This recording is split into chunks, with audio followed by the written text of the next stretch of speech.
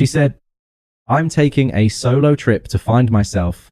Then she left for a week, posting breakfast in bed photos from her ex's place daily. I used that week to move out. When she got back, her stuff was in storage and I was gone. She called for 7 times. I never answered. Hey viewers, before we move on to the video, please make sure to subscribe to the channel and hit the like button if you want to see more stories like this. Thanks.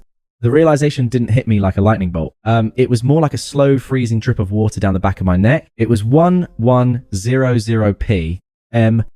on a Tuesday. I was sitting alone in the apartment. I paid for eating takeout. I didn't want scrolling through a burner Instagram account I hadn't used in years. My girlfriend Sarah was supposedly 3 days into a digital detox at a remote cabin 4 hours away. She had made a big show of leaving her phone charger behind, claiming she needed total isolation to reset her soul. But there it was, a story update on her profile. It was just a photo of 2 coffee mugs on a rustic wooden table, captioned, "Finally at peace. The universe provides." It wasn't the mugs that stopped my heart. It was the hand holding the one on the left. A distinct faded anchor tattoo on the thumb. I knew that hand. I knew that tattoo. It belonged to Mark, the ex-boyfriend she claimed was toxic and blocked on everything for the last 3 years. I didn't scream. I didn't throw my phone. I just stared at the screen until it went dark. The silence in the apartment suddenly deafening to understand why I didn't explode right then and there. You have to understand the conversation we had 2 weeks ago. You have to understand just how thoroughly I had been played. It started on a Sunday morning. We were having breakfast. Well, I was having breakfast. Sarah was pushing scrambled eggs around her plate like they were poison. The air in the kitchen was thick. The kind of heavy silence that usually precedes a breakup or a funeral. "We need to talk," she said, finally dropping her fork. I put my coffee down. "Okay, what's wrong? Is it work?" "It's not work. It's everything." She looked at me with wide, terror-y eyes. A look I now recognize as a performance. "I feel like I'm drowning." "Oh, I feel like I'm losing who I am." I was immediately concerned. "What do you mean? Are you depressed? We can find a therapist. We can..." "No, it's not that," she interrupted, waving a hand dismissively at my offer of practical help. "It's this routine. The stability is suffocating me. I wake up, I go to work, I come home, we watch Netflix, we sleep. I feel like an NPC in my own life. I've lost my spark." I sat there stunned. I worked 60 hours a week in logistics to make sure she didn't have to worry about stability. I paid the rent, the utilities, the car payments. The routine she hated was the luxury of safety. I busted my ass to provide, but I didn't say that. Instead, I leaned in. "Okay." I said gently, "What do you need?" "A vacation. We can go to Cabo next month." "No." She snapped, then softened her voice. "That's the problem. I don't need a vacation with you." "Oh, yeah. I need to be alone. I need to hear my own thoughts without your voice in my ear. I need to find myself again." She laid out her plan. She wanted to rent a cabin in the mountains for a week. Totally solo. No technology. No communication. Just her nature. And her journal is a spiritual reset. She told me, gripping my hand across the table, "If I don't do this, I think I'm going to resent you forever. I need this to save us." To save us. That was the hook. I swallowed my hurt. I told myself I was being supportive. I was the modern, secure boyfriend who respected boundaries. "All right." I said, "If you need space, take it. Book the cabin. I'll cover it." Really, her face lit up. "You're the best. You really are." I paid $1, $200 for a week at a secluded Airbnb. I bought her a new journal. I even filled her gas tank the night before she left. The morning of her departure, she was practically vibrating with excitement. She packed light, too light in hindsight. She kissed me at the door, a lingering kiss that felt like a reward for good behavior. "Remember the rules," she said, pulling away. "No texting, no calling, unless the apartment is on fire. I don't exist for the next 7 days. I need total silence to heal. I promise." I said, "Total silence. I love you." She said, "When I come back, I'll be the Sarah you fell in love with." She got in her car and drove off. I stood in the driveway and waved, feeling a knot of anxiety in my stomach that I tried to ignore. I told myself I was just missing her already. I told myself she was out there meditating and hiking fighting to be a better partner for me. I was such a fool. She wasn't driving to the mountains to find herself. She was driving straight back to the past I thought we'd buried. And that brought me back to Tuesday night, to the photo on my phone, to the anchor tattoo on the thumb of the man who was currently enjoying the spiritual reset I had financed. The sadness evaporated. The confusion vanished. All that was left was cold, hard clarity. She wanted space. She wanted to find herself. I looked around the apartment filled with furniture I bought, looking at the life I built. Okay, Sarah, I thought, I'm going to give you all the space in the world. I didn't pack a single box that night. I didn't want to act on adrenaline. Adrenaline makes you sloppy. It makes you break things you might need later. I needed to be surgical. The first thing I did was download the evidence. I screenshotted the story. Then I went hunting. I searched Mark's name. His profile was public. Of course, he was the kind of guy who needed an audience for his mediocrity. His latest post was from 3 hours ago. A picture of a dimly lit living room with a caption, "Reconnecting with old souls. Some connections never fade." I zoomed in. On the coffee table in the corner of his frame sat the distinctive leather-bound journal I had bought Sarah 2 days ago. The one with her initials embossed on the cover. The timeline became sickeningly clear. She hadn't gone to the mountains. She had driven straight to Mark's apartment in the city, probably 20 minutes away from where I was sitting right now, the Airbnb. I paid $1. 204 was sitting empty. Or maybe they drive up there for the weekend. The no contact rule wasn't for her mental health. It wasn't about finding herself. It was logistical. She just didn't want to have to silence her phone every time I texted while she was in bed with him. She wanted a cheap cat iron fully funded by the man she was cheating on without the nuisance of checking in. I felt a strange sensation in my chest. It wasn't heartbreak. It was the feeling of a heavy weight being lifted. For months, I had been walking on eggshells trying to fix a relationship she had already checked out of. I had been fighting a ghost. Now, the ghost had a name and a stupid anchor tattoo. I saved everything.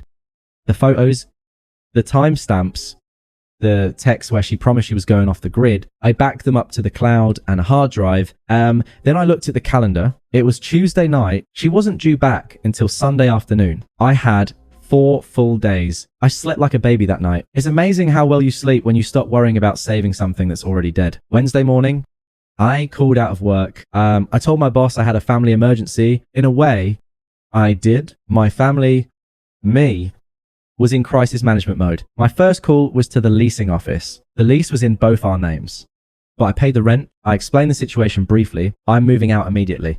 I'm willing to pay the lease break fee right now to get my name off the contract. Because I'd been a perfect tenant for 3 years. The property manager was sympathetic. She told me if I paid the next 2 months' rent and signed a release form, I could walk away. I wrote the check without blinking. It was expensive, but freedom usually is. Then came the movers. I hired a premium service, the kind that packs for you. I told them to be there at noon. I need everything that belongs to me in the truck. I instructed electronics, the TV, the couch, the bed, the kitchen appliances, the dining set. Sarah had moved in with me a year ago. She brought clothes, a vanity, some books, and a collection of houseplants. Everything else, the infrastructure of our life, was mine. I watched the movers dismantle the apartment. It was methodical. The TV came off the wall, leaving the bracket holes staring back like eyes. The bed frame was disassembled. The expensive coffee maker she used every morning was boxed up. Bitch, that is that p.m. The apartment echoed. It was a hollow shell. All that remained were her clothes in the closet, her vanity table, her boxes of shoes, and her dying succulents. I wasn't done. I didn't want her to come home to a half-empty apartment and stay there. I wanted the eraser to be complete. I didn't want her sleeping in our room, walking on our floors. I called a second moving crew, a budget one this time. I need the remaining items moved to a storage unit. I said, I rented the smallest unit available at a facility 5 miles away. I paid for 1 month in cash. I watched them pack her life into cardboard boxes. Her finding herself journal, had she actually brought it, would have gone in too. Her clothes, her makeup, her specialized shampoos, all of it went into the back of a beat up van. But chez them cette paire. On Wednesday, the apartment was completely empty. Not just my stuff, everything. I did a final sweep. I patched the holes in the walls where the TV had been. I vacuumed the carpets. I wiped down the counters. I made it look as if no one had ever lived there. It was sterile, cold, perfect. I stood in the center of the living room, one last time. The silence here was different. Now, it wasn't the heavy, suffocating silence of Sunday morning. It was the silence of a blank slate. I didn't leave a note. Notes are for people who want a conversation. I didn't want a conversation. I wanted to be a memory. I took the single key to the storage unit and placed it on the kitchen counter. Next to it, I placed the key to the apartment. Then I drove to the Airbnb app on my phone and cancelled the reservation for the remaining days. I knew I wouldn't get a refund, but I got a notification an hour later that the host had messaged Sarah saying her stay was cut short. I smiled, blocked her number, blocked Mark, blocked her sister, and blocked her 3 best friends. I got in my car and drove to the new place I'd secured, a short-term rental in a different part of the city. I ordered a pizza, opened a beer, and turned on a video game. For the first time in 2 years, I wasn't an NPC, I was the one playing the game. And Sarah, she was about to find out that when you go looking for yourself, sometimes you lose everyone else. I kept my phone off for most of Sunday. I knew when she was coming back. I knew the timeline. I spent the morning at a new gym, burning off the last remnants of my frustration on the squat rack. By the time I turned my phone on at 4:00 p.m., the notifications came through like a machine gun firing. 47 missed calls. 28 text message. 12 voicemails. I didn't panic. I sat on my new balcony, cracked open a soda, and watched the show unfold in reverse chronological order. The first text from around 100 p.m. were innocent enough. She was trying to play the part of the refreshed girlfriend returning from her pilgrimage. Ena 12 p.m. Hey babe. Just crossing the city limits. Feeling so recharged. Can't wait to tell you about my epiphany. Love you. Ena 15:40 p.m. Parking. Now, did you change the lock code? It's sticking. Then the confusion set in. Ena 52 p.m. Babe, why is the door unlocked? Ena 54 p.m. Op, where are you? Ena 55 p.m. Where is the furniture? And then the mask slipped. This spiritual healed. Sarah vanished. Replaced by the entitled chaos I've been living with for years. 27 p.m. Is this a joke? Because it's not funny. Pick up the phone right now. 37 p.m. You psychotic piece of SHD. You stole my stuff. I'm calling the police. 300 p.m. My keys don't work. What is this key on the counter? Talk to me. I scrolled to the voicemails. I skipped the first few hysterical ones and clicked on the most recent one. It was a masterpiece of gaslighting. I can still hear the shrill, frantic pitch of a voice. Opia, you need to call me back right now, or I swear to God, I will ruin you. You can't just evict me. We have rights. And if this is about Mark, you're crazy. I ran into him at a coffee shop. Okay. He was just helping me through a panic attack because being alone was so hard. He's just a friend. You're literally ruining my life over a delusion. Where's my bed? Where am I supposed to sleep? She was still lying. Even standing in the wreckage of our relationship, facing the absolute void where my support used to be, she was trying to manipulate reality. Then came the flying monkeys. Her best friend, Jessica, had tried calling me 3 times. I had a text from her to, you are a small, insecure man leaving a woman homeless because you're jealous. She's crying in the parking lot. Be a man and fix this.